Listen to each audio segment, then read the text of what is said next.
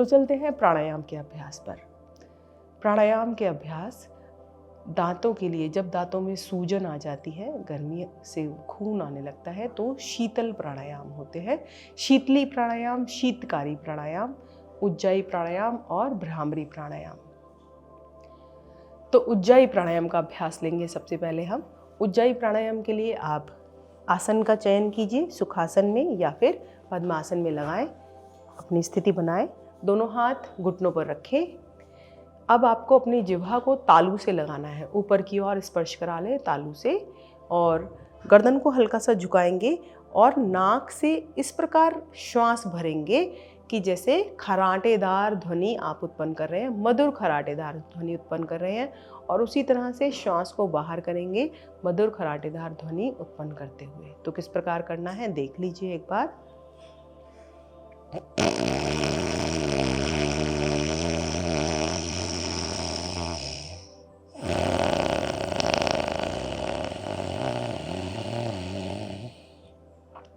हो सकता है मेरे माइक की वजह से आपको ध्वनि थोड़ा तेज़ आ रही हो, लेकिन आपको धीरे धीरे इस ध्वनि को उत्पन्न करना है। और हो सकता है प्रथम अभ्यास में ये आपसे ना भी निकले आवाज़। धीरे धीरे जब आप प्रत्येक दिन इसका अभ्यास करेंगे तो इस तरह की ध्वनि को उत्पन्न कर पाएंगे। इसमें क्या है, जब आप श्वास लेते हैं, तालू से जीभ को लगाते हैं और गर्दन को हल्का झुकाते हैं, तो जो आपकी छोटी जिह्वा है कंठ के अंदर, वहाँ से आपकी जो श्वास है वो टकराती है, और उस टकराहट से जो ध्वनि उत्पन्न होती है, उसके कंपन से आपके जो गले के अंदर जो थायराइड, पैराथायराइड ग्लैंड्स हैं और जो श्लेष्मा उत्पन्न करती हैं आपके गले की ग्रंथियाँ, वह प्रॉपर उत्पन्न करने लगती हैं। तो चलिए करते हैं। गर्दन को हल्का सा झुकाएंगे, जिह्वा को तालू से लगाएंगे और नाक से श्वास भरेंगे और नाक से ही छोड़ेंगे।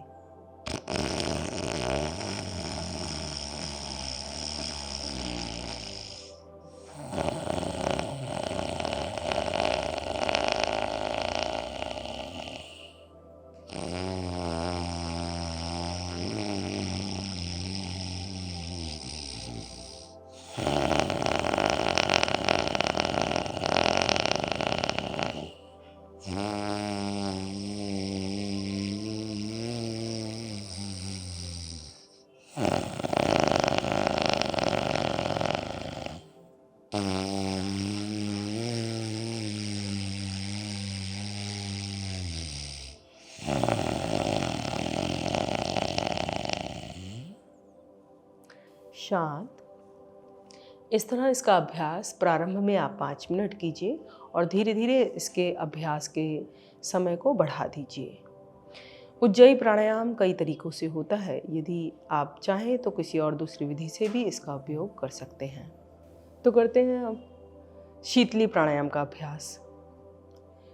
शीतली प्राणायाम के लिए आपको क्या करना है, जिह्वा को बाहर निकालना है, नलीनुमा बनाना है, मतलब दाएं तरफ बाईं तरफ से मोड़कर उसके अंदर से श्वास भरना है, भरे हुए श्वास को रोकना है और फिर नाक से श्वास को बाहर करना है। तो चलिए करते हैं अभ्यास शीतली प्राणायाम का। जीभ को बाहर निकालिए, श्वास भरिए,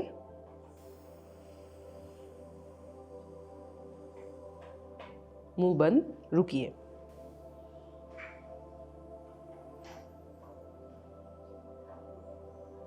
अब नाक से श्वास को बाहर कर दीजिए। एक बार और लेते हैं।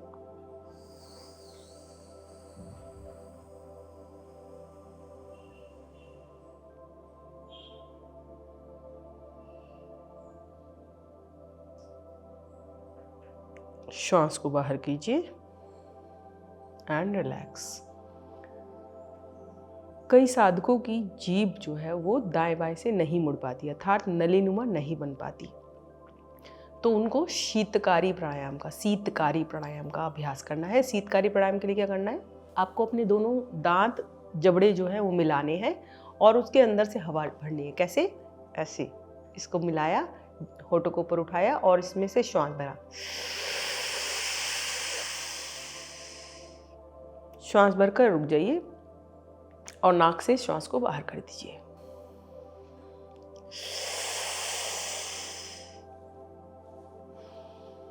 नाक से श्वास बाहर।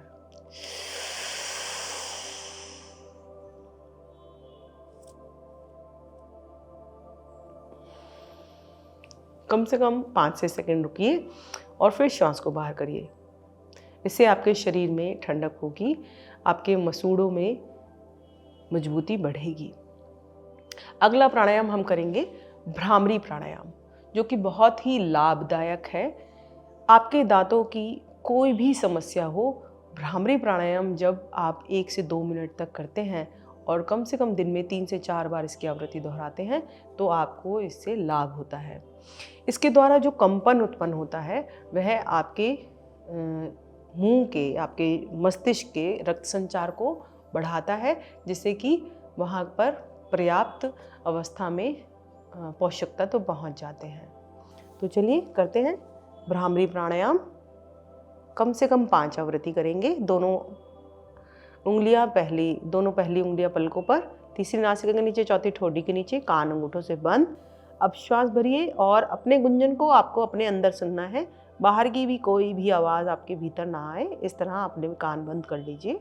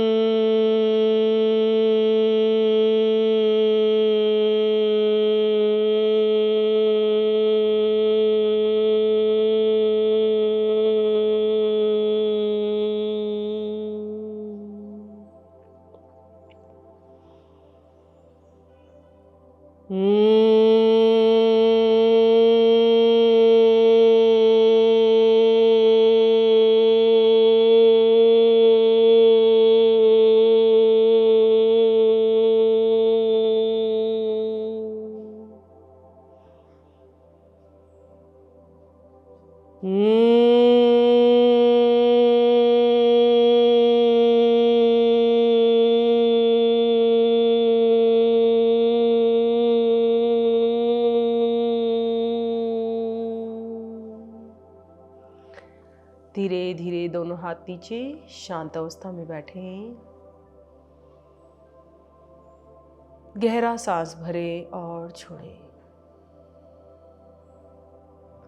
भ्रामरी प्राणायाम के बाद एकदम से अपने नेत्रों को ना खोलें और जो गुंजन आपने उत्पन्न किया है उसके प्रभाव को बंद आंखों में महसूस करें।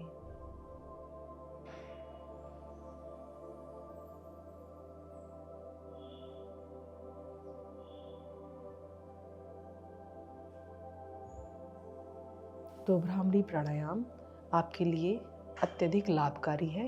प्रत्येक दिन इसका अभ्यास अवश्य करें। तो बात करते हैं पायरिया के कारणों के बारे में। क्यों यह रोग आपके शरीर में आ जाता है? अधिक मीठा खाने से, रात को अपने दांतों को अच्छे से साफ ना करके सोने से यह रोग आपको हो सकता है। निष्क्रिय जीवन और असंतुलित भोजन इसका मुख्य कारण है।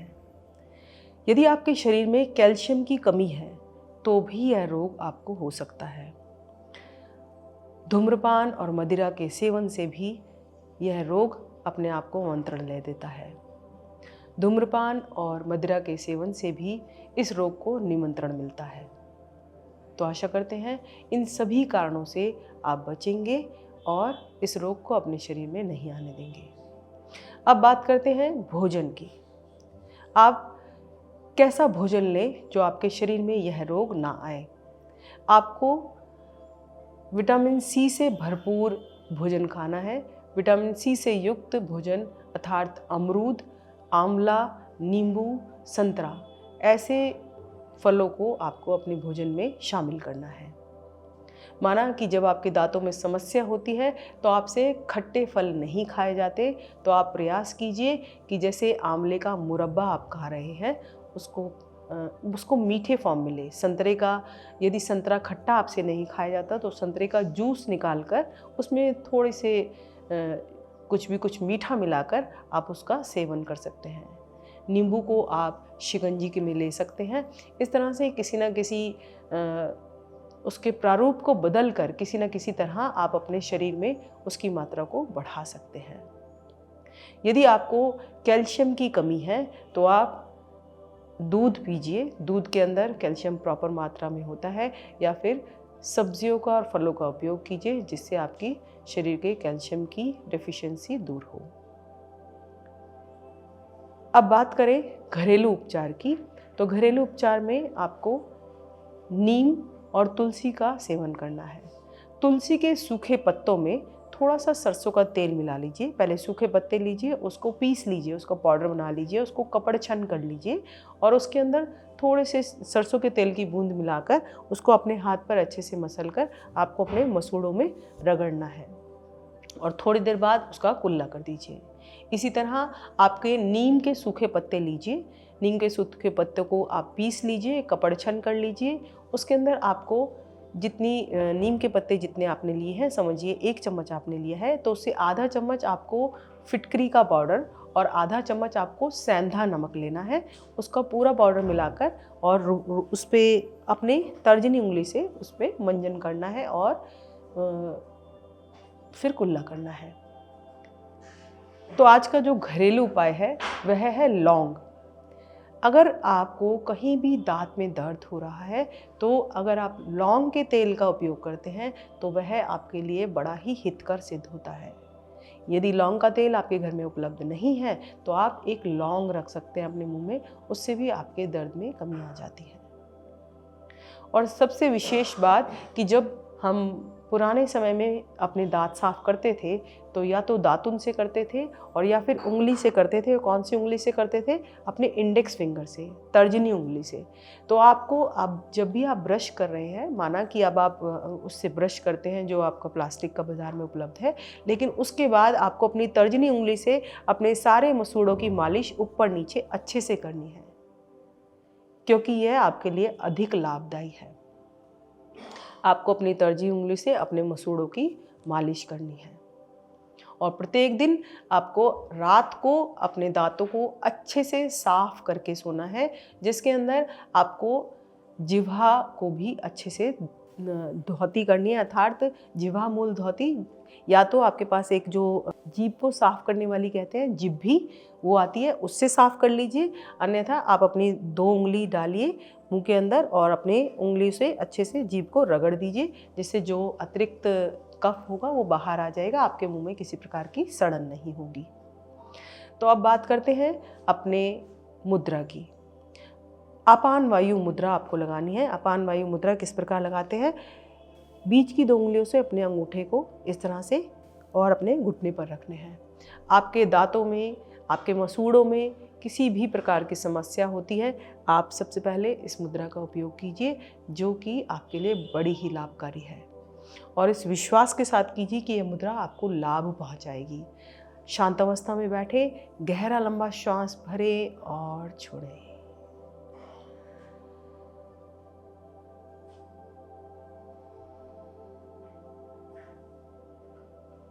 फिर से श्वास भरें और छोड़ें।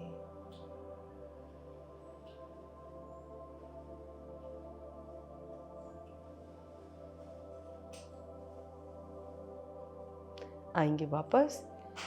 तो जैसा कि अब आप जान गए हैं कि सारी जो गड़बड़ी है, दांतों की जो गड़बड़ी है, आपके असंतुलित भोजन के कारण शुरू होती है। रोज़ रोज़ जब आप बाहर का भोजन खाएंगे तो धीरे धीरे अपने पेट को आप बिगाड़ लेंगे और जिससे आपके शरीर की एक एक व्यवस्था चरमरा जाएगी, अर्थात कभी दांत, कभी आँख, कभी कान, किसी न किसी में समस्या उत्पन्न होती रहेगी। तो प्रयास कीजिए अपने भोजन को ठीक करने का और कुछ योगाभ्यास करने का। तो चलते हैं अपने आज के सुविचार पर। अगर हम अपनी अंदरूनी क्षमताओं का बेहतरीन उपयोग करें तो हम पुरुष से महापुरुष बन सकते हैं। आज के लिए नमस्कार, मिलते हैं अगली श्रृंखला में।